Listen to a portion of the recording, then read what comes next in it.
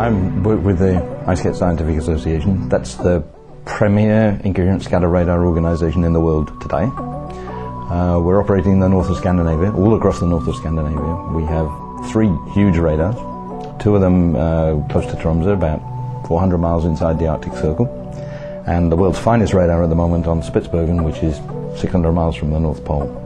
And all of those radars are predominantly studying the atmosphere, but of course they also do many other things as well. On the 12th of June, we're going to transmit a powerful signal towards a star in the constellation of Ursa Major. It's called 47 Ursa Major. That constellation is known in Britain as the Plough or the Big Dipper. It's a very well-known constellation. It will be high in the sky at that time in the summer. The important thing, though, about 47 Ursa Major is that it has already been detected to have at least 2 planets around that star. They're big planets, they're the size of Jupiter or bigger, so they won't have life on them as we know it. There won't be people living on them. But the important thing is that it has also been shown that there is a habitable zone around that star. And so there is a good chance that there could be an Earth-like planet in that zone. Currently we don't have the technology to detect that directly. And if there is an Earth-like planet, then maybe there are beings on it that are not unlike us, and who will be equally excited to receive this signal as we would be to receive a signal from them. Okay, I think the Doritos broadcast project is a really interesting initiative, because it sets out to deliberately send a message towards a planet or a star system that may well harbour a planet which is not dissimilar to Earth.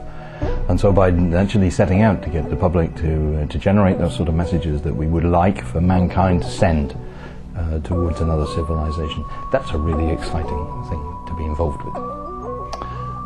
When we transmit the signal from the radar, it will travel away from us at the speed of light.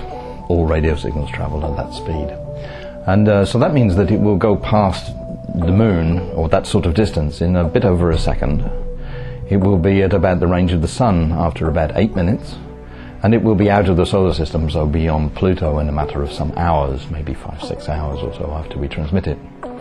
After that, it's a very long time before it gets anywhere else, because now we're talking about 40 years or more before it reaches the vicinity of the star that we hope is inhabited by an alien race that will be pleased to hear from us. It's interesting to wonder what the aliens will feel when they receive this signal.